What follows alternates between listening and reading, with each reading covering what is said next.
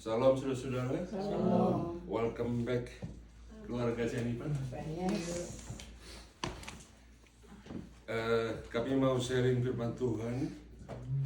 Judulnya, adakah kehidupan setelah kematian? Jadi pertanyaan. Jadi tidak banyak yang kami ketahui. Kami tidak bisa memorize, tapi kami ada note di sini.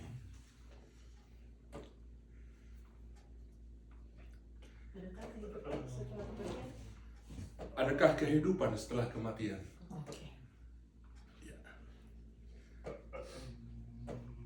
Untuk orang percaya, sudah jelas ada jawabannya. Ada kehidupan setelah kematian ya. Orang yang tidak percaya masih question mark gitu. Alkitab melalui Ayub 14 ayat 1 sampai 2 Ayub 14. Oke. menyatakan manusia yang lahir dari perempuan singkat umurnya dan penuh kegelisahan. Seperti bunga itu berkembang lalu layu, seperti bayang-bayang ia hilang lenyap dan tidak dapat bertahan. Kalau manusia mati, dapatkah ia hidup kembali? Sama seperti Ayub, hampir setiap manusia ditantang oleh pertanyaan, apa yang terjadi setelah kita meninggal dunia? Apakah kita hilang begitu saja? Apakah hidup ini masih suatu pintu yang berputar di mata orang, datang dan pergi begitu saja? Apakah setiap orang pergi ke tempat yang sama atau kita pergi ke tempat yang berbeda-beda? Apakah surga dan neraka ada atau itu hanya suatu imajinasi? Jadi kita coba sharing berdasarkan Alkitab apa yang ada. Yesus Kristus Allah Putra dalam wujud manusia datang ke dunia untuk mengaruniakan manusia hidup kekal. Tetapi dia tertikam oleh karena pemberontakan kita. Dia diremukkan oleh karena kejahatan kita. Ganjaran yang mendatangkan keselamatan bagi kita ditumpahkan kepadanya, dan oleh bilur-bilurnya kita menjadi sembuh. Nubuat yang tertulis di Yesaya 53 ayat 5. Yesus menanggung hukuman yang seharusnya ditanggung manusia dengan mengorbankan nyawanya sendiri. Tiap hari kemudian dia membuktikan kemenangannya atas kematian dengan bangkit dari kubur dalam roh dan tubuh. Dia tetap tinggal di bumi ini 40 hari lamanya dan dilihat oleh ribuan orang sebelum akhirnya dia naik ke rumahnya yang kekal di surga. Roma 4 ayat 25 menyatakan Yesus yang telah diserahkan karena pelanggaran kita dan dibangkitkan karena pembesaran kita. Kebangkitan Kristus adalah peristiwa yang dicatat dengan baik. Rasul Paulus menantang orang-orang yang mempertanyakan keabsahannya, namun belum ada seorang pun yang dapat membuktikan hal sebaliknya. Kebangkitan adalah batu penjuru dari iman Kristen. Karena Kristus dibangkitkan dari antara orang mati, maka kita percaya kalau kita pun akan dibangkitkan suatu saat. Amin. Dalam 1 Korintus 15 ayat 12 sampai 13, Paulus menasihati beberapa orang-orang Kristen awal yang tidak percaya akan kebangkitan dengan berkata, Jadi bila mana kami beritakan bahwa Kristus dibangkitkan dari antara orang mati, bagaimana mungkin ada di antara kamu mengatakan bahwa tidak ada kebangkitan orang mati?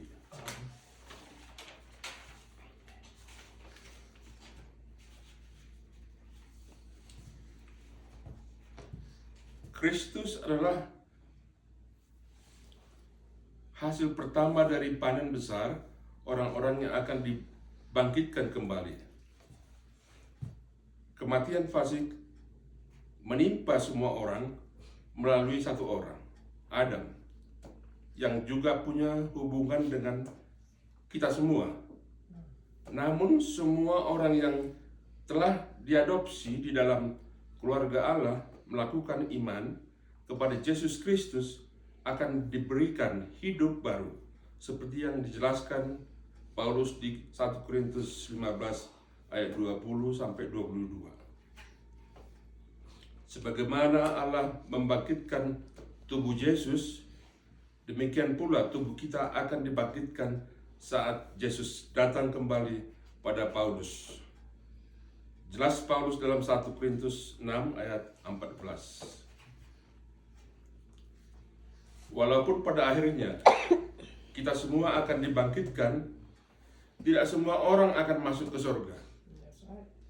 Dalam hidup ini, setiap orang harus membuat pilihan di mana dia akan hidup di dalam kekekalan kelak.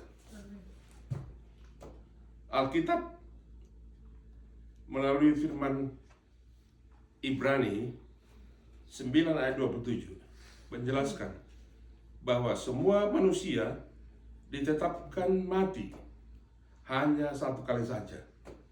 Namun sesudah itu akan dihakimi. Mereka yang telah dibenarkan akan hidup kekal di surga, tetapi orang-orang yang tidak percaya akan masuk ke dalam hukuman kekal atau neraka yang dicatat di Matius 25 ayat 46. Sama seperti surga, neraka bukan hanya bicara suatu keadaan, tetapi merupakan sebuah tempat yang nyata. Neraka adalah sebuah tempat di mana orang-orang yang berdosa akan mengalami murka Tuhan secara kekal dan tanpa akhir. Mereka akan mengalami siksaan secara emosi, mental, dan fisik.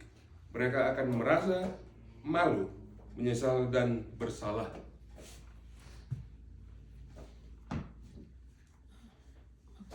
Neraka digambarkan di Lukas 8 ayat 31 dan Wahyu 9 ayat 1 sebagai jurang yang tanpa dasar, lautan api dan belerang, di mana para penghuninya disiksa siang dan malam untuk selama-lamanya. Wow, selama-lamanya dia.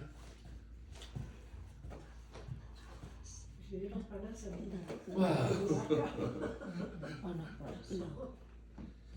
Saya membaca ini takut juga saya.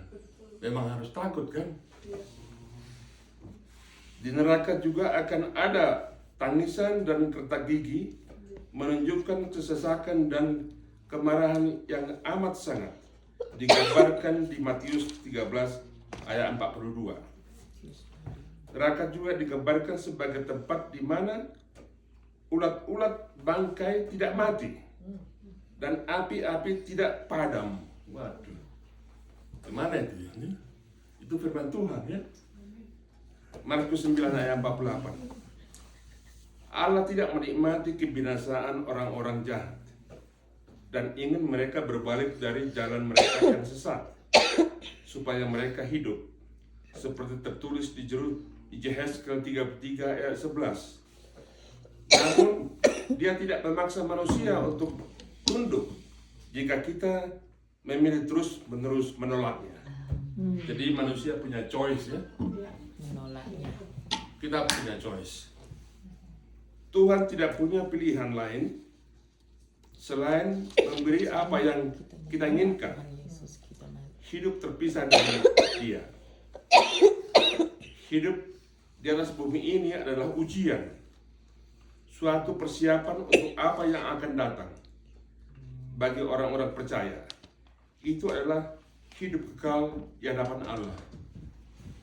Jadi kalau kita sudah tahu hadiahnya nanti hidup kekal selama-lamanya, padahal seperti yang di Markus tertulis, umur manusia itu antara 70 sampai 80 ya. 70 sampai 80. Udah bonus. Ya, kira-kira seperti itu.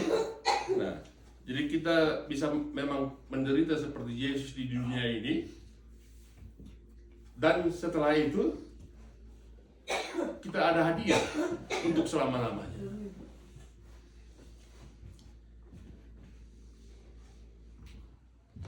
Jadi saya ulang lagi tadi, hidup di atas bumi ini adalah ujian, testing, suatu persiapan untuk apa yang akan datang bagi orang-orang percaya. Itu adalah hidup kekal di hadapan Allah. Jadi bagaimana kita dibenarkan dan dapat menerima hidup kekal, hanya ada satu jalan, yaitu melalui iman dan kepercayaan kepada Anak Allah, Yesus Kristus. Dalam Yohanes 11 ayat 25 dan 26 berkata, "Akulah kebangkitan dan hidup. Barang siapa percaya kepadaku, ia akan hidup walaupun ia sudah mati. Dan setiap orang yang hidup dan yang percaya kepadaku tidak akan mati selama-lamanya." Karunia hidup kekal tersedia bagi semua orang, tapi untuk menerimanya kita perlu menolak beberapa kesenangan duniawi ini dan mempersembahkan hidup kita kepada Allah. Jadi kita punya choice tadi, dan kita juga bisa menyampingkan yang yang menyakiti hati Tuhan. Tidak berkenan.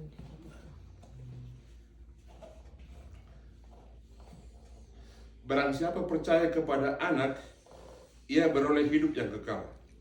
Tetapi barang siapa tidak taat kepada Anak, ia tidak akan melihat hidup, melainkan murka Allah tetap ada di atasnya.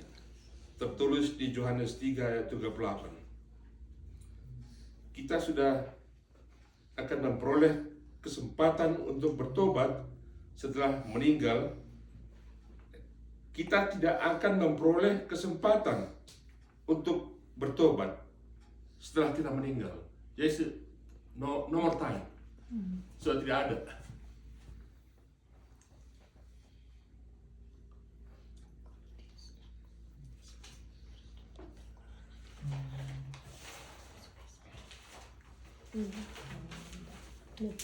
Kita yang bertanggung jawab dengan diri kita sendiri. Sorry, saya tidak bisa memorize, saya hanya bisa ya Ya bagus. mengoret-oret aja.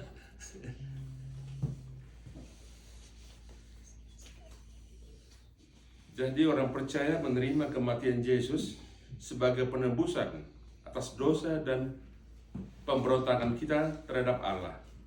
Kita dijamin bukan hanya memperoleh hidup yang berarti di dalam dunia ini, namun juga hidup kekal di dalam Kristus. Yes.